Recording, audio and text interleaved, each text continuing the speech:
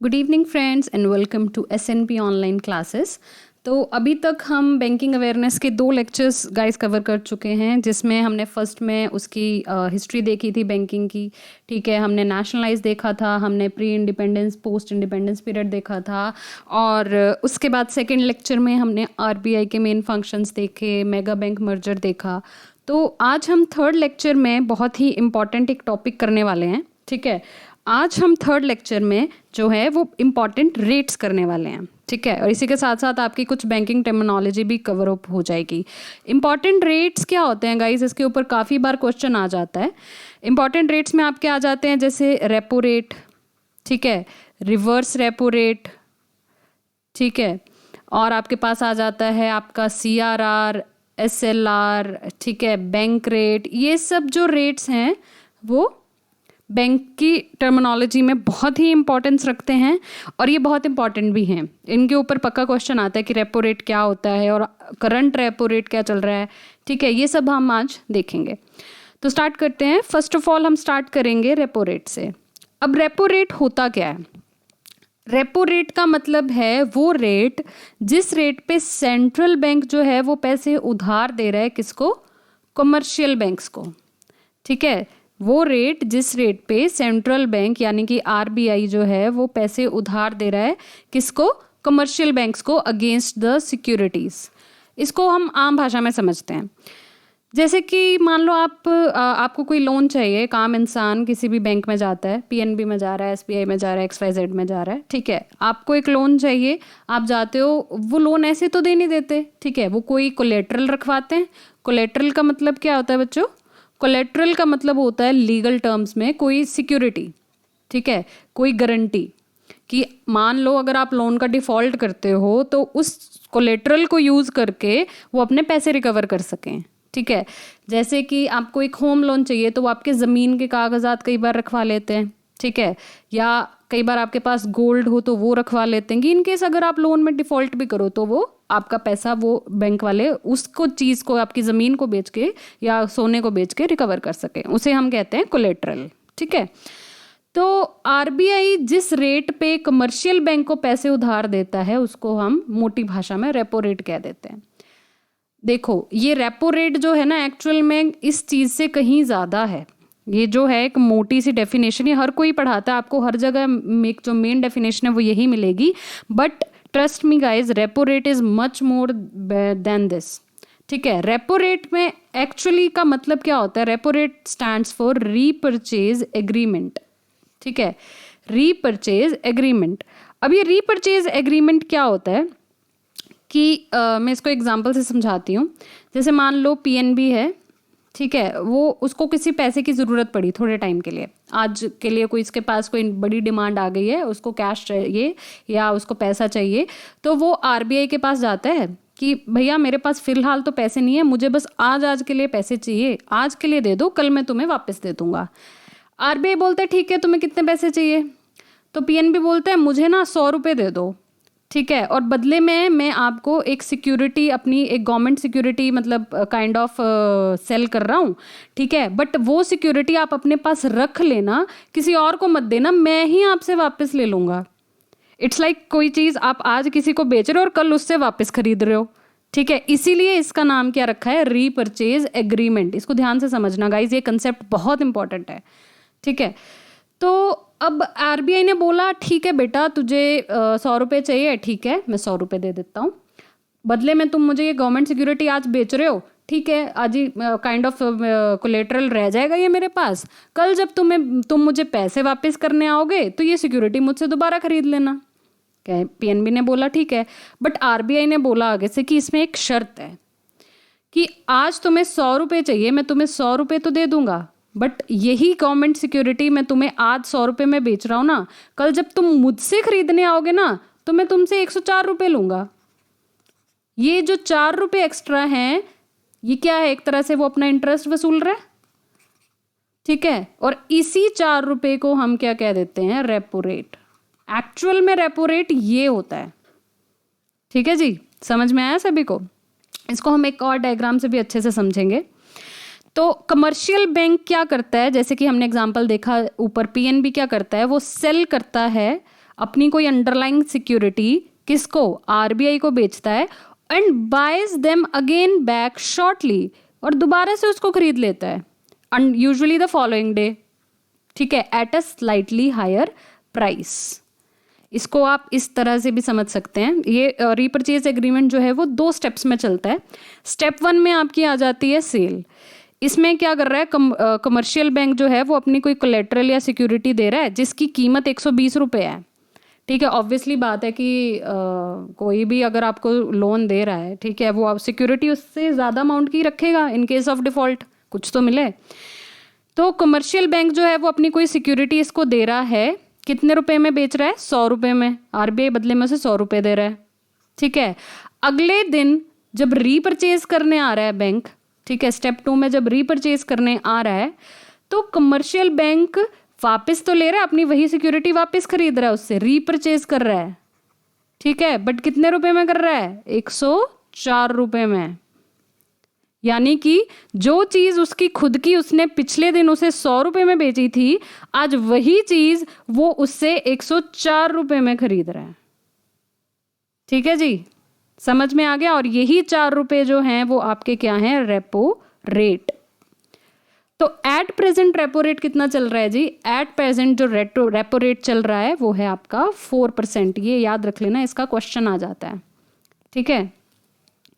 तो repo rate का concept समझना बहुत ज़रूरी है, क्योंकि जनरली मोटी भाषा में तो लोग कह देते हैं वो रेट जिस पे आरबीआई जो है वो बैंक्स को लोन दे रहा है, दैट इज़ रेपो रेट, ठीक है भैया। पर अगर रेपो रेट वो है तो फिर बैंक रेट क्या हुआ, आगे चल के हम बैंक रेट भी देखेंगे, ठीक है। तो रेपो रेट एक्चुअल में एक रीपरचेज एग्रीमेंट है जिसमें कि आपका कमर्शियल बैंक कोई सिक्योरिटी पहले आरबीआई को बेचता है कम पैसों में और उसी को वापस खरीद लेता है उससे ज़्यादा पैसों में। कि इससे क्या होता है कि कमर्शियल बैंक को आज तो 100 रुपये की ज़रूरत थी, उसकी 100 रुपये की ज़रूरत पूरी हो गई, ठीक है। कल उसके पास पैसे होंगे, वो कोई गरीब तो है नहीं, बस आज कोई अचानक से डिमांड आ गई थी तो कल वो उसको 104 रुपये में वापस खरीद लेगा। क्लियर है सभी को कंसेप्ट, आई होप। नेक्स्ट जो कंसेप्ट है that is reverse repo rate. अब रिवर्स रेपो रेट क्या है, reverse repo rate exactly opposite है किसका, रेपो रेट का, ठीक है। इट मीन्स कि रिवर्स रीपरचेज एग्रीमेंट हो रहा है। अब इसमें क्या होता है, इसमें जस्ट हम मोटी भाषा में, जैसे वही हमने पहले एक मोटी भाषा की डेफिनेशन देखी थी, it is the rate at which RBI borrows money from the commercial bank, ठीक है। रेपो रेट में क्या कर रहा था, आरबीआई लेंड कर रहा था, आरबीआई पैसे दे रहा था, ठीक है। और रिवर्स रेपो रेट में क्या हो रहा है, आरबीआई बोरो कर रहा है, आरबीआई क्या कर रहा है, बोरो कर रहा है, किससे, कमर्शियल बैंक से, एक नॉर्मल बैंक से। अब मुझे सिंपल से एक बात बताओ कि लिटरली किस आपको लगता है कि आरबीआई को पैसे बोरो करने की ज़रूरत है? आरबीआई खुद इशूअर ऑफ करेंसी है, आरबीआई बैंकर्स का बैंक है, सबसे बड़ा सेंट्रल बैंक है, सारी मॉनेटरी पॉलिसी उसके हाथ में है, सारी मनी सप्लाई उसके हाथ में है, तो क्यों आरबीआई को बोरो करने की ज़रूरत पड़ेगी, वो भी एक कमर्शियल बैंक से, एक पीएनबी से या एसबीआई से या XYZ बैंक से? लिटरली नहीं है ना ज़रूरत। इसीलिए मैं इसलिए कह रही हूँ कि ये डेफिनेशन जो है वो एक मोटी डेफिनेशन है, ये एक अधूरी डेफिनेशन में एक बाहर का एक ऐसे बस दिखा देते कि हाँ ये चल रहा है जैसे, बट अंदर में एक्चुअल में क्या होता है कि ये एक रिवर्स रीपरचेज एग्रीमेंट होता है, ठीक है। जैसे हमने बैंक्स का रीपरचेज एग्रीमेंट देखा, सेम एग्रीमेंट चलेगा बट उनकी पोजीशन चेंज हो जाएगी, बैंक की जगह आरबीआई आ जाएगा और आरबीआई की जगह बैंक आ जाएगा, ठीक है। अब इसमें क्या होता है, हमने लास्ट में क्या देखा था रेपो रेट में कि कमर्शियल बैंक जो है वो रेपो रेट में क्या करता है, सेल करता है अपनी सिक्योरिटी, ठीक है, और आरबीआई से अगले दिन जाके फिर से वापस खरीद लेता है। इसमें उल्टा हो जाता है, इसमें क्या होता है कि कमर्शियल बैंक बाय करता है, ये डिफरेंस ध्यान से देखना, बाय करता है क्या, underlying security from the RBI, और उसको अगले दिन बेच देता है उसी को वापस, ठीक है, उसी को वापस अगले दिन वो बेच देता है, usually the following day at a slightly higher price, ठीक है। तो रेपो रेट और रिवर्स रेपो रेट जो हैं वो एक्चुअल में एक दूसरे के टोटली अपोजिट हैं, ठीक है। रेपो रेट में कमर्शियल बैंक जो है वो क्या कर रहा है, वो अपनी सिक्योरिटी बेच रहा है आरबीआई को, उसको कह रहा है रख, मैं अगले दिन वापस ले लूँगा, ठीक है, आज मुझे 100 रुपये दे दे, 100 रुपये में मैं बेच रहा हूँ, कल मैं तुझी से 104 में खरीद लूँगा। और रिवर्स रेपो रेट में क्या हो रहा है जी आपके पास कि आरबीआई जो है वो बेच रहा है, ठीक है, वो सेल कर रहा है, या उल्टा कह लो कमर्शियल बैंक जो है वो बाय कर रहा है, ठीक है, और वापस से आरबीआई को अगले दिन वो सेल कर दे रहा है, वो बस पोजीशन चेंज कर रहे हैं अपनी, ठीक है। इसको हम इस डायग्राम में समझते हैं कि कमर्शियल बैंक ने क्या किया कि आरबीआई से एक सिक्योरिटी जो है वो बाय करी है 100 रुपये में, ठीक है, और जब उसको आरबीआई उससे वापस लेने आ रहा है ना वही सिक्योरिटी, तो वो उसको 103.35 रुपये दे रहा है। अब आप बोलोगे यार कि रेपो रेट में तो 4 रुपये, जब आरबीआई से लोन लेना था तो आरबीआई ने 4 रुपये चार्ज किए, अब जब बैंक से आरबीआई लोन ले रहा है तो खुद उसको कम दे रहा है, ठीक है। तो भैया अब वो सेंट्रल बैंक है, इतना तो कर ही सकता है ना ठीक है। तो रिवर्स रेपो रेट जो एट प्रेजेंट चल रहा है वो कितना चल रहा है 3.35%, और रेपो रेट कितना चल रहा है जी 4%। तो आरबीआई भी चंट है भाई, गवर्नमेंट का बैंक है, कोई छोटा मोटा नहीं है, वो सब स्ट्रैटेजीज लेके चलता है। वो बोलता है भैया लोन लोगे, मुझसे पैसे लोगे तो 4% पे दूंगा, और मुझसे मतलब मैं आपसे लूँगा तो आपको 3.35% ही दूंगा, ठीक है, ज़्यादा प्रॉफिट नहीं सोचना, 3.35 दे रहा हूँ उतने में खुश रहो, ठीक है। तो ये होते हैं रेपो रेट और रिवर्स रेपो रेट। अब रेपो रेट और रिवर्स रेपो रेट एक्चुअल में क्यों ऐसे एग्रीमेंट से आपस में करते हैं बैंक आरबीआई के साथ? एक्चुअल में क्या होता है ना कि देखो कई बारी मार्केट में लिक्विडिटी ज़्यादा हो जाती है, लिक्विडिटी का मतलब मनी सप्लाई ज़्यादा हो रही है। अब मार्केट में अगर पैसा ज़्यादा है, ठीक है, मान लो कि ये मार्केट स्पेस है, इसमें पैसा ज़्यादा घूम रहा है, मनी सप्लाई ज़्यादा घूम रही है, तो क्या होगा, पैसे की वैल्यू कम हो जाएगी, मनी की वैल्यू क्या हो जाएगी, कम हो जाएगी। मनी ज़्यादा है पर मनी की वैल्यू कम है, इसका डिफरेंस समझो। कोई भी चीज़, इसको मोटी भाषा में, आम भाषा में अगर आप जनरली भी अपनी मतलब ज़िंदगी में देखो, कोई चीज़ अगर आपको अबंडेंस में मिल जाए ना उसकी कीमत नहीं रहती, ठीक है। कोई सब्जी थोड़ी बनी हो ना तो वो स्वाद लगती है, जब ज़्यादा बन जाए तो वो वैल्यू नहीं रहती उसकी। सेम जब मनी की सप्लाई मार्केट में ज़्यादा हो जाए तो मनी की वैल्यू जो है वो कम होने लग जाती है, ठीक है। मनी की वैल्यू कई बार कम होती है जब मार्केट में पैसा ज़्यादा है और आरबीआई ने पैसा मार्केट से खींचना है कि भैया मार्केट में पैसा ज़्यादा घूम रहा है, इसको वापस लो थोड़ा सा, तो वो क्या करती है, वो इन्हीं इंस्ट्रूमेंट्स का प्रयोग करती है, वो repo rate, reverse repo rate का प्रयोग करती है, ठीक है। इससे क्या होता है कि मनी की मार्केट सप्लाई जो है वो कम ज़्यादा हो जाती है। कैसे? अब आरबीआई ने रेपो रेट मान लो अभी तो 4% चल रहा है, ठीक है, उसको लग रहा है कि नहीं यार मार्केट में पैसा ज़्यादा घूम रहा है, थोड़ा सा मार्केट से पैसा खींचना पड़ेगा, ठीक है, मनी सप्लाई थोड़ी कम करनी पड़ेगी मार्केट में, तो वो क्या करता है, रेपो रेट को इंक्रीज़ कर देता है। मान लो 4 की जगह 5% कर दी या 6% कर ली, मान लो उसने 6% कर दी है, ठीक है। अब रेपो रेट अगर 6% कर दी है, जो चीज़, अब जो लोन बैंक को पहले 4% में मिल रहा था वही बैंक को लोन अब 6% में मिल रहा है, उसको बैंक को खुद को लोन महंगा मिल रहा है, ठीक है, तो वो आगे कस्टमर को भी महंगा देगा, ठीक है। कस्टमर्स के लिए भी लोन के जो हैं वो अमाउंट्स जो हैं वो इंक्रीज़ हो जाएंगे। अब कस्टमर्स को लोन के अमाउंट इंक्रीज हो जाएंगे तो वो क्या होगा, मार्केट में लोन कम जाएगा, लोन कम जाएगा तो लोग चीज़ें कम खरीदेंगे। अब मान लो किसी ने कोई कार लेने का सोचा था, अब उसे पता है यार आजकल जो है वो लोन के रेट्स कुछ ज़्यादा ही चल रहे हैं, थोड़ा वेट कर लेता हूँ, थोड़ा ये कोई बैंक वाले अपने रेट कम करेंगे तब मैं लूँगा, ठीक है। तो इससे क्या होगा कि एक नया जो पैसा है ना वो सारा धीरे धीरे आरबीआई अपने पास वापस ले लेगा मार्केट से, क्योंकि उसने बैंक को लोन महंगा दिया, बैंक आगे कस्टमर को लोन महंगा देगा, तो कस्टमर खरीदना नहीं चाहेगा चीज़ें, डिमांड कम हो जाएगी मार्केट में, डिमांड कम हो जाएगी तो उतने पैसे की ज़रूरत नहीं रहेगी, ठीक है। सिमिलरली कई बारी सिचुएशन उल्टी हो जाती है, कई बारी क्या होता है कि मार्केट में पैसा जो है वो काफ़ी कम चल रहा है, बहुत कम मार्केट में पैसा चल रहा है और उसकी वजह से क्या हो रहा है, मनी की वैल्यू ज़्यादा है। अब कोई चीज़ आपके पास कम हो तो उसकी कीमत ज़्यादा लगने लगती है ना, सिमिलरली मनी की वैल्यू जो है वो ज़्यादा है। अब मनी की वैल्यू ज़्यादा है तो मतलब क्या है कि इन्फ्लेशन हो रही है,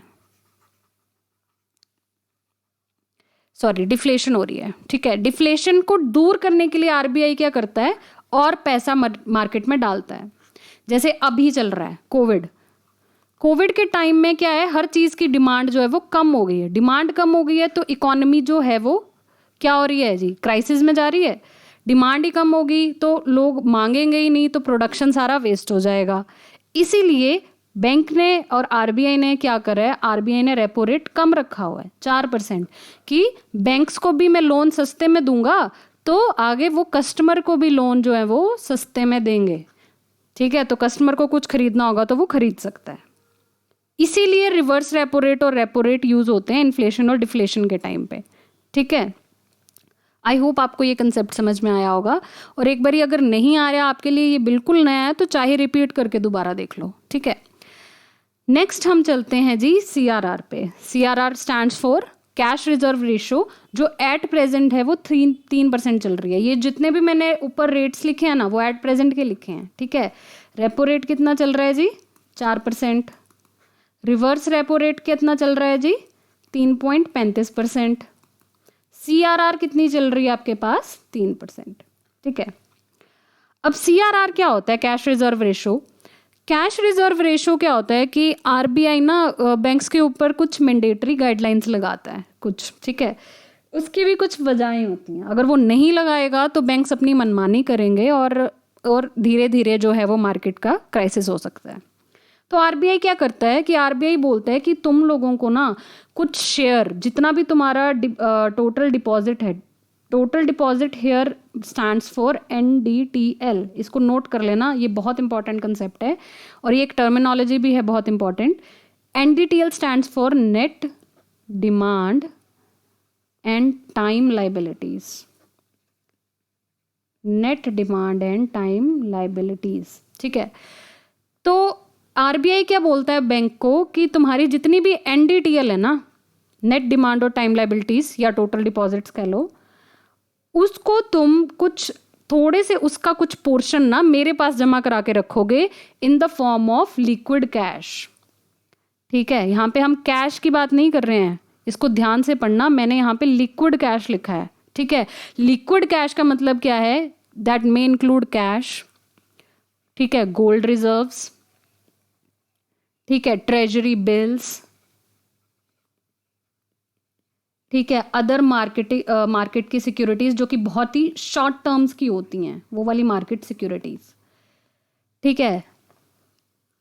तो आरबीआई क्या कहता है कि तुमको कुछ हिस्सा, जितना भी तुम्हारा NDTL है ना, total net demand and time liabilities. अब ये NDTL क्या होता है, NDTL का मतलब है कि जितना भी बैंक्स के पास पैसा आया है, ठीक है। कोई बंदा कैसे कैसे पैसे जमा कराता है, कोई सेविंग अकाउंट खोलता है, ठीक है, कोई लॉन्ग टर्म अकाउंट भी खोलता है, FD खोल देता है, ठीक है। जितना भी वो पैसा सेविंग अकाउंट, FD से या एटसेट्रा एटसेट्रा, और भी मैं सिंपल सोर्सेज उठा रही हूँ सिर्फ, इनसे जो पैसा आया है, ठीक है, उसमें से जितना भी पैसा आपने किसी को लोन में दिया है, वो सब माइनस करके जो बच जाता है ना, उसको बोलते हैं NDTL। नेट का मतलब क्या है कि कोई ग्रॉस चीज है, उसमें से कुछ माइनस हो रहा है, उसी को नेट कहते हैं, ठीक है। तो जितना भी पैसा बैंक के पास आया है प्लस जितना पैसा वो देता है किसी और को, किसी लोन वो किसी कस्टमर्स को भी दे सकता है, ठीक है, या फिर किसी कस्टमर को ओवरड्राफ्ट फैसिलिटी दी होती है, ठीक है, ओवरड्राफ्ट्स हो गए, करंट अकाउंट्स हो गए, ठीक है, या किसी और बैंक को उसने भी लोन दिया हो सकता है। बैंक्स के आपस में भी लोन चलते हैं, ठीक है, बैंक्स, एक बैंक का दूसरे बैंक के साथ भी अकाउंट्स होते हैं, ठीक है। तो जितना भी पैसा आया है प्लस जितना पैसा आप दे रहे हो, उनको आपस में माइनस कर दोगे तो आपके पास क्या आ जाएगा, net demand and time liabilities, जिसको हम टोटल डिपॉजिट कहते हैं, ठीक है, नेट डिपॉजिट कहते हैं। तो आरबीआई क्या कहता है कि भैया जैसे मान लो तुम्हारे पास 1000 करोड़ रुपए आए हैं इन द फॉर्म ऑफ सेविंग्स या फिर FD, कुछ भी कह लो, ठीक है, उसमें से तुमने 800 करोड़ के जो हैं वो लोन दिए हैं, किसी और बैंक को दिए हैं, कस्टमर को दिए हैं, ठीक है, बचा कितना, 200 करोड़। अब इस 200 करोड़ का 3% जो है वो तुम मेरे पास रखोगे as a reserve, in the form of liquid cash. किसी भी फॉर्म में रखो, गोल्ड की फॉर्म में रखो, कैश की फॉर्म में रखो, ठीक है, और या फिर ट्रेजरी बिल्स की फॉर्म में रखो, मार्केट सिक्योरिटीज की फॉर्म में रखो। लिक्विड कैश का मतलब होता है ऐसा एक इंस्ट्रूमेंट या ऐसी कोई चीज़ जो बहुत इजीली कैश में कन्वर्ट हो सकती है, बस खड़े पैर। जैसे कि गोल्ड, आपके पास सोना हो, अभी ज्वेलर की दुकान पे बेचने जाओ, इमीडिएटली आप उसको कैश में कन्वर्ट कर सकते हो। कोई भी ऐसी चीज़ जो आप इमीडिएटली मार्केट में अगर रखोगे तो उसके बदले में पैसा मिल जाएगा, that is known as liquid cash. ठीक है, that is not exactly cash, gold is not exactly cash, okay, but it can be readily converted into cash, इसीलिए इसको लिक्विड कैश कहते हैं। ठीक है, तो बैंक क्या कहता है कि आरबीआई कहता है कि मान लो तुमने 1000 करोड़ रुपए सेविंग्स या एफडी से तुम्हारे पास आए हैं, 800 करोड़ तुमने दिए हैं लोन्स की फॉर्म में, बाकी बचा जो 200 करोड़, उस 200 करोड़ का 3% तुम मेरे पास रिजर्व में रखोगे। ठीक है, उस 200 करोड़ का 3% तुम मेरे पास एज अ रिजर्व रखोगे। ये होता है जी आपका CRR, कैश रिजर्व रेशो। ठीक है, और इसका मीनिंग और इसका मतलब ऑब्जेक्टिव क्या होता है, क्यों मतलब कैश रिजर्व रेशो रखते हैं? The objective of maintaining CRR is to prevent the shortage of funds in meeting the demand by the depositor. कई बार क्या होता है ना, अब ये CRR रखवाने का मतलब मैं आपको सिंपल भाषा में समझाती हूँ। जैसे मान लो इस बैंक के पास 1000 रुपये आए हैं, ठीक है, उसमें से इसने 800 रुपये 800 जो है वो दे दिए और 200 रुपये उसके पास बचे हैं। अब बैंक्स क्यों काम कर रहे हैं मार्केट में? प्रॉफिट के लिए काम कर रहे हैं। अब वो ये तो चाहेंगे नहीं कि उनका 200 रुपया अभी जो बचा है वो आइडियल पड़ा रहे। ठीक है, वो क्या कर चाहेंगे कि ये 200 रुपये का भी कहीं ना कहीं कुछ मतलब या तो लोन और दे दूं या कुछ इन्वेस्टमेंट हो जाए या कुछ कहीं ये पैसे मतलब फंस जाएं ताकि मुझे कुछ रिटर्न आए। ठीक है, खाली ना पड़े रहें। तो आरबीआई का सिर्फ इतना ही कहना है, हाँ ठीक है आप इन्वेस्ट करो और लोन देने और लोन दो, बट अगर मान लो बाई चांस आपके पास कोई कस्टमर खड़े पैर आ जाता है कि भैया मेरे को पैसे दो, ठीक है, खड़े पैर शॉर्टेज ऑफ आपको फंड्स हो जाती हैं, तो बैंक्स उस टाइम पे तो मतलब वो क्राइसिस वाली सिचुएशन में आ जाएंगे। ठीक है, तो इसीलिए आरबीआई क्या कहता है, आरबीआई कहता है कि तुम ऑलरेडी मेरे पास जो है वो तुम्हारे पास जो नेट बच रहा है ना, उसका 3% पहले मेरे पास जमा करा दो, उसके बाद जो करना है वो करो, ताकि in case of emergency at least कुछ तो हो रिजर्व में। ठीक है, जनरली प्राइवेट बैंक्स खासकर ये जो है वो मेंटेन नहीं करते हैं, इसलिए आरबीआई ने ये सबके ऊपर रूल लगा दिया है। ठीक है जी, इसलिए हम CRR जो है वो बैंक्स को मेंटेन करनी पड़ती है। और CRR एट प्रेजेंट कितनी चल रही है जी? 3%। आई होप क्लियर है सभी को। नेक्स्ट अगर हम देखें तो ये CRR का एक मैंने कंसेप्ट बनाया था कि कस्टमर ने मान लो 100 करोड़ रुपए डिपॉजिट कराए हैं, ठीक है, और 96 करोड़ बैंक अपने पास रखेगा और 4 करोड़ जो है वो आरबीआई को जमा करा देगा। ठीक है, एक तरह से रिजर्व के रूप में। ये जस्ट एन एग्जाम्पल है। ठीक है, वैसे जो मैंने पिछली स्लाइड में आपको समझा दिया है, that I think that is enough. Okay, next हम देखते हैं जी SLR। अब SLR क्या होता है? SLR की फुल फॉर्म आपके सामने है, स्टैट्यूटरी लिक्विडिटी रेशो, और एट प्रेजेंट जो SLR है दैट इज 18%। ठीक है, ये एट प्रेजेंट है। अब SLR होता क्या है? SLR का मतलब होता है कि जो प्रोपोर्शन ऑफ डिपॉजिट, जब भी हम ना CRR SLR या ऐसे टर्मिनोलॉजी में बात करेंगे ना, तो वो जो डिपॉजिट वर्ड यूज हुआ होगा that always stands for NDTL। ठीक है, NDTL मतलब कि 1000 रुपये अगर आए हैं उसमें से अगर उसने 800 रुपये दिए हैं तो हम सिर्फ 200 रुपये के डिपॉजिट की बात कर रहे हैं, हम पूरे 1000 की बात नहीं कर रहे हैं। ठीक है, हम लिख देते हैं generally deposits, but that deposit means NDTL, net amount. Okay, तो अब आते हैं SLR। SLR क्या होता है? SLR refers to the proportion of deposit, ठीक है, जो कमर्शियल बैंक को रिक्वायर है, मेंटेन करनी पड़ती है with themselves in the form of liquid asset. Again liquid assets. ठीक है, लिक्विड एसेट क्या होती है मैं पहले ही बता चुकी हूँ, गोल्ड होता है, ठीक है, आपका कैश रिजर्व होता है, ठीक है, आपकी short term, very short term market जो है वो सिक्योरिटीज होती हैं, ठीक है। ट्रेजरी बिल्स होते हैं। ट्रेजरी बिल्स क्या होते हैं? टी बिल्स भी इनको शॉर्ट फॉर्म में कहते हैं। इसका भी हम एक लेक्चर ले लेंगे कि टी बिल्स क्या होते हैं, ठीक है। इसके अलावा सर्टिफिकेट ऑफ डिपॉजिट होता है, ठीक है, जिसको हम सीडी कहते हैं। सर्टिफिकेट ऑफ पेपर होता है, कमर्शियल पेपर होता है। ये कुछ टर्म्स और हैं, इंपॉर्टेंट टर्म्स हैं, इनके ऊपर हम अलग से लेक्चर ले लेंगे, ठीक है। अभी हम बस इतना ही समझते हैं कि एसएलआर क्या है। तो एसएलआर का मतलब क्या है? हमने देखो सीआरआर पढ़ा था। सीआरआर में क्या किया कि बैंक को आरबीआई के पास कुछ पैसा जो है वो रिजर्व में रखना पड़ रहा है, यानी कि 3% एट प्रेजेंट जो चल रहा है एनडीटीएल का, ठीक है। अब आरबीआई ने बोला कि भैया सिर्फ इतने से रिजर्व से नहीं चलेगा, ये तो तुम मेरे पास रखो ही रखो, बट इसके अलावा अपने पास भी कुछ रिजर्व बना के रखो, ठीक है। ऐसा नहीं होगा कि भैया थोड़ी सी मतलब इमरजेंसी पड़ी और तुम भागे भागे आ गए, हाँ मैंने जो 3% रखा था ना उसमें से हेल्प कर दो, ऐसे नहीं चलेगा। आप अपने पास भी कुछ रिजर्व रखो, ठीक है। तो इसीलिए एसएलआर बना। अब एसएलआर क्या है कि एसएलआर का मतलब है कि हर बैंक को अपने पास 18% ऑफ एनडीटीएल का अपने 18% अपने पास जो है वो एज अ लिक्विड एसेट के फॉर्म में वो रिजर्व रखना पड़ेगा। अपने पास रिजर्व रखना है, ठीक है, आरबीआई को नहीं देना है। तो इसका ऑब्जेक्टिव क्या है? इसका ऑब्जेक्टिव है टू इंश्योर द सॉल्वेंसी, ठीक है। सॉल्वेंसी का मतलब क्या होता है? सॉल्वेंट का मतलब क्या होता है? किसी को आपने सुना होगा कि फलाने का तो दिवालिया निकल गया जी। दिवालिया निकल गया मतलब इनसॉल्वेंट हो गया है, अब उसके पास पैसे नहीं है देने के लिए। जैसे विजय माल्या बाहर घूम रहा है, उसके ऊपर केस चल रहा है, ठीक है, वो सारे पैसे खा खो के बाहर जा चुका है, ओके, मतलब वो एक तरह से उसके पास सॉल्वेंसी नहीं बची। सॉल्वेंसी का मतलब क्या होता है कि आपने जो जो उधारी लिया वो आप चुकाने लायक हो कि नहीं, ठीक है। तो इससे एसएलआर से क्या होता है कि हर बैंक ने अपने पास कुछ रिजर्व मेंटेन करके रखा होगा ना, तो इससे ये इंश्योर होगा कि आप सॉल्वेंट हो। कभी कोई कस्टमर, आप एकदम से मोटी डिमांड अगर आपके पास आ जाती है विड्रॉल की बैंक में, तो आपके पास वो होगा, ठीक है। एंड ये कंपेल करता है to invest in the government securities. हमने ऊपर ही पढ़ा था कि लिक्विड एसेट में आपने ये मेंटेन करना है एसएलआर। लिक्विड एसेट में short term government securities, market securities या टी बिल्स आते हैं। टी बिल्स गवर्नमेंट बिल्स ही होते हैं बेसिकली। इसके ऊपर हम अलग से लेक्चर लेंगे, ठीक है। तो सीआरआर क्या था? बैंक के आरबीआई के पास जमा करा रहा है 3%, ठीक है। एसएलआर क्या है? 18% खुद के पास ही रख रहा है, बस इतना सा डिफरेंस है।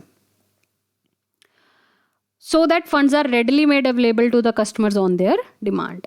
अच्छा, अब एसएलआर देखो ये कैसे वर्क करता है। ये 1000 रुपीज़ डिपॉजिट, ये डिपॉजिट यहाँ पे हम एनडीटीएल मान के चल रहे हैं, इट इज़ एनडीटीएल, ठीक है। तो उसमें से वो 800 रुपये अपने पास रखेगा, बाकी एसएलआर मान लो, ये एग्जाम्पल है जस्ट, ठीक है। 200 रुपये उसने सिक्योरिटी में इन्वेस्ट कर दिए, जिससे उसे बैंक को इंटरेस्ट भी आ रहा है। इससे क्या होगा? बैंक की एक तो सोल्वेंसी बनी रहेगी, ठीक है, और क्राइसिस के टाइम पे उसके पास एक रिजर्व भी बना रहेगा, ठीक है। चलो नेक्स्ट देखते हैं। नेक्स्ट आता है अब आपके पास बैंक रेट। बैंक रेट क्या होता है? बैंक रेट जो है वो एट प्रेजेंट तो देखो 4.25% चल रहा है, ठीक है, 4.25%। अब बैंक रेट एक्चुअल में होता क्या है कि it is the rate of interest which a central bank charges on its loan and advances to the commercial bank. अगर आप फर्स्ट पॉइंट पे याद करो ना, जब रेपो रेट पढ़ रहे थे, तो रेपो रेट में भी हमने यही पढ़ा था, ठीक है। रेपो रेट क्या होता है कि वो रेट जिस पे बैंक जो है वो चार्ज कर रहा है। क्या चार्ज कर रहा है? बैंक चार्ज कर रहा है आपसे रेट ऑफ इंटरेस्ट। एक लोन दे रहा है आपको, तो आपसे कुछ इंटरेस्ट चार्ज कर रहा है, उसको हम रेपो रेट कहते हैं। अब आप बोलोगे यार रेपो रेट भी वही था, बैंक रेट भी यही है, तो मतलब क्या, इन दोनों में डिफरेंस क्या है? तो इसीलिए मैंने आपको रेपो रेट बाद में डिटेल में बताया था कि रेपो रेट एग्जैक्टली में लोन लेना देना नहीं होता है, एग्जैक्टली में वो रीपरचेज एग्रीमेंट होता है, ठीक है। बैंक्स का ही आरबीआई के साथ आपस में एक दूसरे को सिक्योरिटी पहले सस्ते में बेच देते हैं, फिर महंगे में खरीद लेते हैं, that is repurchase agreement, that is repo and reverse repo. Bank rate जो होता है ना, वो होता है एक्चुअल में लोन, ठीक है। जो कुछ लोग रेपो रेट को ही लोन कह देते हैं ना, मोटी मतलब ऐसे ही डेप्थ में नहीं जाते हैं, वो गलत होता है, ठीक है। तो बैंक रेट क्या करता है? It influence the lending rates of commercial banks. Higher the bank rate will translate to higher lending rate by the bank rate. Obvious सी बात है। अब ये एक तरह से सिंपल से मतलब ये है कि लोन ले रहा है आरबीआई से कौन, बैंक। जितना महंगा उसको लोन मिलेगा उतना ही महंगा वो आगे कस्टमर को दे देगा। ठीक है, अब आप बोलोगे यार रेपो रेट में भी यही था। रेपो रेट जो होता है ना वो बहुत ही शॉर्ट टर्म के लिए होता है। ठीक है, रेपो रेट में क्या होता है कि आज मैं आपको कुछ बेच रहा हूँ 100 रुपये में, कल कल ही ले लूँगा आपसे वापस 104 में। ठीक है, और जो बैंक रेट होता है वो लॉन्ग टर्म होता है। ये एक सबसे बड़ा डिफरेंस है, इसका डिफरेंस हम करते हैं आगे। ठीक है, बस आप ये समझ लो कि बैंक रेट का मतलब है कि आरबीआई से लोन ले रहा है कमर्शियल बैंक। अब बैंक रेट और रेपो रेट में डिफरेंस क्या होता है वो भी मैं आपको अच्छे से समझा देती हूँ। देखो, bank rate is charge against the loans offered by the RBI to the commercial bank. ये हमने अभी बताया था। ठीक है, कि कोई लोन लेने जा रहा है, जैसे मान लो पीएनबी लोन लेने जा रहा है आरबीआई से, तो जो रेट पे लोन मिल रहा है उसको, वो रेट को क्या कहते हैं हम, बैंक रेट। ठीक है, अब रेपो रेट क्या होता है जी? रेपो रेट होता है it is the repurchase agreement, repurchasing the security sold by commercial bank to RBI. ठीक है, आज मैं कुछ बेच रहा हूँ 100 रुपये में, कल आपसे वापस ले लूँगा 104 रुपये में। वो जो 4 रुपये हुए वो आपका रेपो रेट हो गया। ठीक है, अब बैंक रेट में कोई कोलेटरल इन्वॉल्व नहीं होता। कोलेटरल मैंने आपको पहले भी बताया था, कोलेटरल का मतलब होता है कोई सिक्योरिटी, कोई अंडरलाइंग सिक्योरिटी। जैसे कि आप लेने जाते हो लोन तो आपके ज़मीन के कागज हो गए, दैट इज़ कोलेटरल। आपसे सोना गिरवी लिखवा लिया, दैट इज़ कोलेटरल। तो बैंक रेट में आप जाओगे, बोलोगे मुझे यार चाहिए थोड़ा पैसा, थोड़ा लोन उधार चाहिए, रेपो रेट भी पहले ले लिया था, रेपो रेट से अब वो भी एग्जॉस्ट हो गया, मेरे पास कुछ बचा नहीं, मुझे बैंक रेट दे दो। ठीक है, बैंक रेट पे लोन दे दो। तो इसमें अब देखो बैंक रेट ऑलरेडी ज़्यादा है।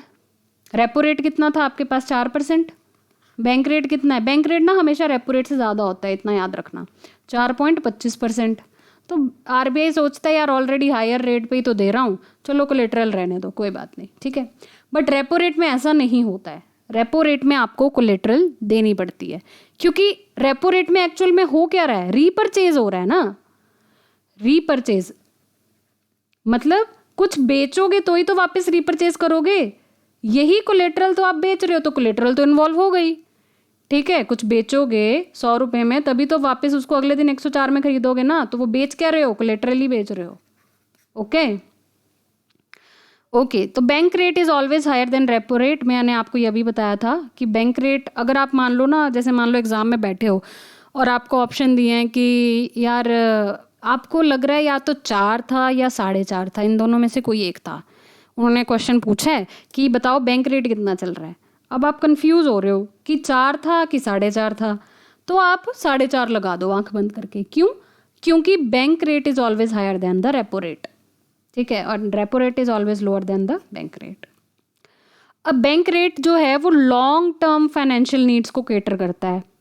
ठीक है, मैंने आपको पहले ही बताया था कि बैंक रेट जो है वो लॉन्ग टर्म लेंडिंग के लिए काम करता है, और जो रेपो रेट है वो शॉर्ट टर्म लेंडिंग के लिए। आज 100 रुपये में ले लो, कल 104 में ले लो, बस एक दिन, ज़्यादा टाइम नहीं है। ठीक है, नेक्स्ट है कि बैंक रेट में अगर इंक्रीज या डिक्रीज होता है ना, तो वो डायरेक्टली अफेक्ट करता है lending power of the bank, जबकि रेपो रेट जो है वो इतना डायरेक्टली इफेक्ट नहीं करता, वो इनडायरेक्टली इफेक्ट करता है लेंडिंग पावर्स। ठीक है, जैसे कि मान लो बैंक रेट जो है वो बढ़ा दिया, 4.25 था, अब आरबीआई ने वो 7.25 कर दिया। अब इससे क्या होगा, इसी को बैंक रेट अगर महंगा मिल रहा है, ये आगे कस्टमर को महंगा देगा। ठीक है, तो बैंक रेट का जो है वो डायरेक्ट इम्पैक्ट पड़ जाता है, जबकि रेपो रेट का इतना डायरेक्ट इम्पैक्ट नहीं होता। ठीक है, क्योंकि वो एक दिन के लिए हो रहा है ना सिर्फ। ये देखो, ये जो रीपरचेज एग्रीमेंट है सिर्फ एक रात के लिए हो रहा है, तो कितना का डायरेक्ट इम्पैक्ट डाल लेगी। ठीक है, तो ये डिफरेंसेस हैं जी बैंक रेट में और रेपो रेट में। नेक्स्ट हम चलते हैं एमएसएफ रेट। ठीक है, जिसको हम मार्जिनल स्टैंडिंग फैसिलिटी भी कहते हैं। ये आप इसकी फुल फॉर्म नोट कर लो जिनको नहीं पता है, मार्जिनल स्टैंडिंग फैसिलिटी। ठीक है जी, MSF रेट जो है एट प्रेजेंट वो भी 4.25% ही चल रहा है, बैंक रेट के इक्वल, ठीक है। तो MSF क्या होता है? It is the rate of interest at which the commercial banks borrow funds overnight from the central bank by giving government securities as collateral, ठीक है। ये लास्ट में मैं आपको रिवाइज कराऊंगी सारा, किस में कोलेटरल इन्वॉल्व है, किस में नहीं है, कौन लॉन्ग टर्म है, कौन शॉर्ट टर्म है, ठीक है। ये आप लेक्चर जो है ना थोड़ा टेक्निकल है, जिनको नहीं बिल्कुल भी कॉमर्स का नॉलेज है वो इस लेक्चर को कम से कम 2 बार तो देखना, फिर ही समझ में आएगा शायद। अब MSF रेट क्या होता है कि MSF रेट में आप भी लोन ही ले रहे हो, ठीक है, RBI से लोन ही ले रहे हो, बट वो ओवरनाइट के लिए ले रहे हो, ठीक है।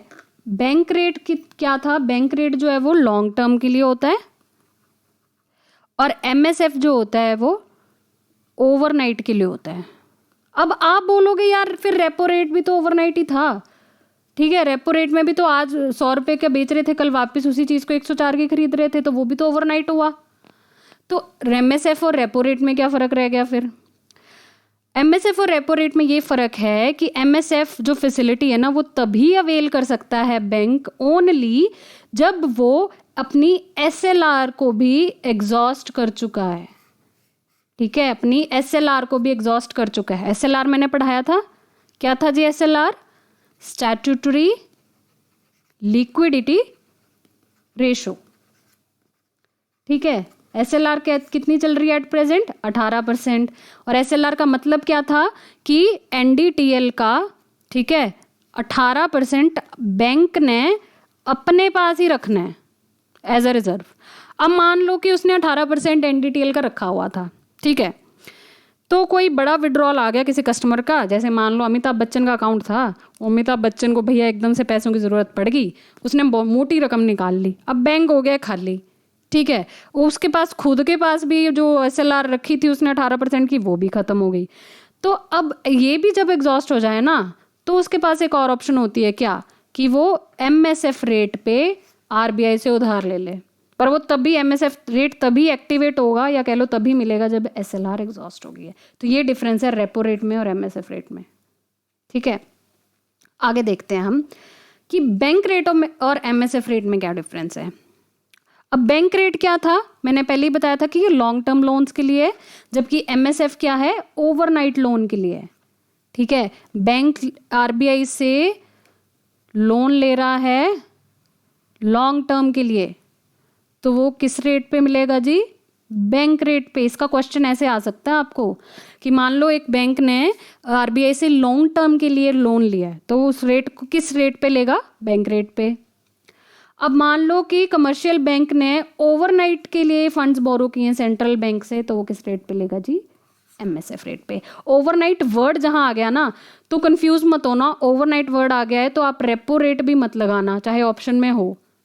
आप ओवरनाइट रेट अगर आ गया ओवरनाइट वर्ड तो आप MSF ही उसको लगाओगे, ओके। इसकी एलिजिबिलिटी क्या होती है? अब बैंक रेट तो ऑल कमर्शियल बैंक्स ले सकते हैं। ऑल कमर्शियल बैंक्स का मतलब क्या है? जना खना छोटा मोटा प्राइवेट बैंक हो गया, सहकारी बैंक हो गया, कोऑपरेटिव बैंक हो गया, रीजनल रूरल बैंक हो गया, फलाना बैंक, ढिमका बैंक, जो भी एक बैंक है ना वो उसके लिए एलिजिबल है, ठीक है, बस बैंक होना चाहिए। बट MSF रेट जो है ना, MSF रेट हर किसी बैंक को नहीं मिलता जी। MSF रेट सिर्फ शेड्यूल्ड कमर्शियल बैंक्स को मिलता है। अब आप बोलोगे यार ये शेड्यूल्ड कमर्शियल बैंक क्या है? शेड्यूल्ड कमर्शियल बैंक का मतलब है कि वो बैंक्स जो RBI के सेकेंड शेड्यूल में जिनका नाम है, RBI के सेकेंड शेड्यूल में जिनका नाम है ना, ये इंपॉर्टेंट टर्मिनोलॉजी है, इसको नोट कर लो। इसके ऊपर भी क्वेश्चन आ जाता है कि शेड्यूल्ड कमर्शियल बैंक किसे कहते हैं। RBI के सेकेंड शेड्यूल में जिन बैंक्स को नाम है ना उनको शेड्यूल बैंक कहते हैं, ठीक है। इसकी एक और भी एलिजिबिलिटी होती है, प्लस उस बैंक की जो पेड अप कैपिटल है ना, उस बैंक की जो कैपिटल है पेड अप कैपिटल वो 5 लाख रुपए होनी चाहिए, ठीक है, 5 लाख रुपए। तो RBI एक्ट 1934 हमने ये स्टार्टिंग के फर्स्ट लेक्चर में पढ़ा था जी, ठीक है। RBI का जो एक्ट कब आया था जी? 1934 में, ठीक है। और RBI इस्टेब्लिश कब हुआ था? 1 अप्रैल 1935 में। तो RBI एक्ट 1934 के सेकंड शेड्यूल में जिन बैंकों का नाम है और जिनकी पेड अप कैपिटल जो है वो 5 लाख रुपए है, तो उसे हम क्या कहते हैं? Scheduled commercial bank. तो एमएसएफ सिर्फ शेड्यूल्ड कमर्शियल बैंक को मिलता है, having their current account with RBI. ठीक है, ये हमने पहले ही देख लिया, ये लॉन्ग टर्म लेंडिंग के लिए है बैंक रेट और ये ओवरनाइट लेंडिंग के लिए है। ठीक है, बैंक रेट में नो कोलेटरल सिक्योरिटीज रिक्वायर्ड, ये हमने पहले भी पढ़ा था, जबकि एमएसएफ में भी सिक्योरिटी जो कोलेटरल है वो चाहिए। क्यों? क्योंकि यार आरबीआई बोलता है देखो तुमने अब अपनी एसएलआर भी एग्जॉस्ट कर ली है, इसीलिए एमएसएफ रेट मांगने आए हो, तो कहीं ना कहीं भैया तुम्हारा थोड़ा काम जो है वो डामाडोल सा लग रहा है, तो ऐसा करो मुझे इस बार तो कोलेटरल दे ही दो। ठीक है, इसलिए इस तरह से याद रखना है कि एमएसएफ में कोलेटरल लगती है। और इसका ऑब्जेक्टिव क्या है बैंक रेट का? बैंक रेट का ऑब्जेक्टिव है to manage and control credit supply in the country. और इसका क्या है एमएसएफ का objective? To provide funds to the bank overnight. बस ये ओवरनाइट वर्ड याद रख लो, ओवरनाइट वर्ड जहां आ गया दैट इज एमएसएफ रेट। ठीक है, चलिए आई होप आज का लेक्चर मैंने सिर्फ कुछ अभी 4-5 ही टर्मिनोलॉजीज उठाई हैं, पर ये क्योंकि बहुत डेप्थ की थी इसलिए आज के लेक्चर में हम इतना ही करेंगे। ठीक है, बाकी की और भी कुछ इंपॉर्टेंट टर्मिनोलॉजीज हैं, टाइप्स ऑफ बैंक अकाउंट्स होते हैं, टाइप्स ऑफ बैंक कौन कौन से हो गए, आजकल तो बहुत सारे आ गए हैं, जैसे मुद्रा बैंक है, पेमेंट बैंक है, स्मॉल बैंक है। ठीक है, उसके अलावा आपके पास और टर्मिनोलॉजी में आ जाते हैं, जैसे ये मैंने लेक्चर में भी बताया था, ट्रेजरी बिल्स क्या होता है जिसको हम टी बिल्स कहते हैं, कमर्शियल पेपर क्या होता है, सर्टिफिकेट ऑफ डिपॉजिट क्या होता है। ये कुछ बहुत इंपॉर्टेंट टर्मिनोलॉजीज हैं जो बैंकिंग अवेयरनेस में आनी बहुत ज़रूरी हैं। ठीक है, तो ये सब हम नेक्स्ट लेक्चर में कवर अप करेंगे। आज का लेक्चर आई होप आपको समझ में आया होगा। जो बिल्कुल कॉमर्स बैकग्राउंड से नहीं है वो दोबारा इस लेक्चर को एक बार देखो, ठीक है, तो ही समझ में आएगा। कोई डाउट है तो मुझे कमेंट करके पूछो। अभी हम एक छोटी सी रिवीजन कर लेते हैं, आज के लेक्चर की बिल्कुल क्विक रिवीजन करेंगे। ठीक है, सबसे पहले आज हमने क्या देखा था? Repo rate. रेपो रेट का मतलब क्या था? Repurchase agreement. मेरे साथ साथ बोलते जाइए चाहे। ठीक है, रीपरचेज एग्रीमेंट। रीपरचेज एग्रीमेंट में क्या था? पीएनबी गया था, किसके पास गया था जी? आरबीआई के पास। और उसने क्या बोला था? ये मेरी सिक्योरिटी ले लो, मुझे 100 रुपये दे दो। ठीक है, 100 रुपये में इसने इसको सिक्योरिटी बेची। अगले दिन आरबीआई से दोबारा से वही सिक्योरिटी उसने 104 रुपये में खरीदी। तो 4 रुपये जो थे वो क्या थे? इंटरेस्ट के रेट थे। ठीक है, उसी 4 रुपये को हम क्या कहते हैं? Repo rate. और रेपो रेट एट प्रेजेंट कितना चल रहा है जी? 4%। बस ये था रेपो रेट, रीपरचेज एग्रीमेंट। ठीक है, आज बेच रहा हूँ कल ले रहा हूँ, वही चीज़ वापस महंगे में। अब रिवर्स रेपो रेट था। उसके बाद रिवर्स रेपो रेट क्या था? रिवर्स रेपो रेट का मतलब था रिवर्स रीपरचेज एग्रीमेंट। ठीक है, ये क्या था? रेपो रेट का बिल्कुल अपोजिट था। इसमें क्या था? पहले में पीएनबी बेच रहा था, इसमें पीएनबी खरीद रहा है। किससे? आरबीआई से। ठीक है, कितने में? 100 रुपये में। आरबीआई इसको 100 रुपये दे रहा है। ठीक है, और आरबीआई जब वापस लेने जाएगा अपनी सिक्योरिटी तो 103.35 रुपये ही देगा। तो रिवर्स रेपो रेट जो है वो एट प्रेजेंट कितना चल रहा है? 3.35%। ठीक है, नेक्स्ट हमने क्या करा था जी? सीआरआर। सीआरआर का मतलब क्या था? Cash reserve ratio. सीआरआर का मतलब क्या था? Cash reserve ratio. अब सीआरआर का मतलब था कि 3% जो एट प्रेजेंट चल रही है वो आपने आरबीआई के पास जमा करनी है in form of liquid asset या फिर लिक्विड कैश। लिक्विड एसेट कौन से थे? ये भी मैंने आपको बताए थे। आपके गोल्ड आ गया, ठीक है, आपकी टी बिल्स आ गए, ये हम नेक्स्ट लेक्चर में डिस्कस करेंगे। आपकी और मार्केट इंस्ट्रूमेंट्स आ गए, सिक्योरिटीज आ गई और कैश आ गया। ठीक है, शॉर्ट टर्म, बिल्कुल short term securities ready to be available in cash, उसको कहते हैं हम लिक्विड एसेट। ठीक है, सीआरआर के बाद हमने क्या देखा था जी? एसएलआर। एसएलआर क्या था? Statutory liquidity ratio. ठीक है, स्टैट्यूटरी लिक्विडिटी रेशो का मतलब क्या था? कि बैंक ने अपने ही पास जमा करके रखना है कुछ reserve in the form of liquid asset. और एसएलआर कितना चल रहा है जी? 18%। ठीक है, अब सीआरआर एसएलआर के बाद हमने 2 चीजें और करी थी। One was bank rate and other was MSF rate. ठीक है, bank rate and MSF rate. तो बैंक रेट क्या था जी आपके पास? बैंक रेट आज की डेट में कितना चल रहा है? 4.25%। बैंक रेट क्या था? एक लॉन्ग टर्म लेंडिंग रेट था, ठीक है, long term lending rate of RBI to commercial banks. ये याद रखना, commercial banks, not schedule banks, okay, commercial bank. Commercial bank में हर कोई बैंक आ जाता है, छोटा मोटा, सहकारी, कोऑपरेटिव, ठीक है, चाहे प्राइवेट हो, ठीक है, रीजनल रूरल हो, कोई भी XYZ बैंक हो, बस बैंक होना चाहिए, कमर्शियल बैंक, ठीक है। तो लॉन्ग टर्म लेंडिंग रेट था, ठीक है। अब एक और हमने लास्ट में टर्मिनोलॉजी करी थी, MSF रेट। MSF रेट भी कितना चल रहा है जी एट प्रेजेंट? 4.25%।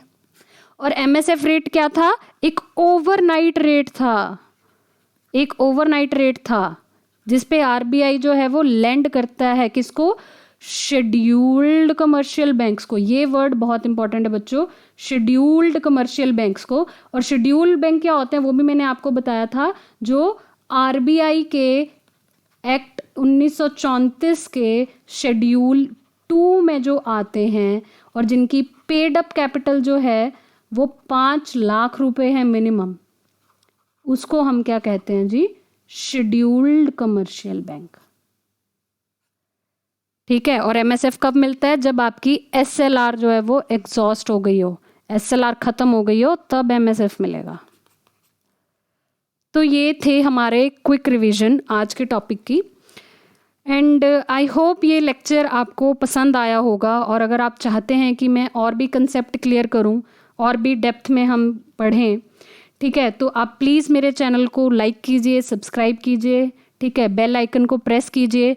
हम नेक्स्ट जो टॉपिक है उसमें हम और इम्पॉर्टेंट टर्मिनोलॉजीज, जैसे कि मैंने कुछ नाम लिए थे, टी बिल्स वगैरह, और बैंक के क्या क्या टाइप्स होते हैं आजकल, ठीक है, वो सब डिस्कस करेंगे, ठीक है। जिन बच्चों का तो कॉमर्स बैकग्राउंड है उनको तो शायद फर्स्ट लेक्चर में समझ आ जाए, जिनका नहीं है उन्होंने घबराना नहीं है, आपने देखते रहना है। एक बार समझ नहीं आता 2 बार देखिए, ठीक है, और कोई क्वेश्चन है तो मुझसे ज़रूर पूछिए।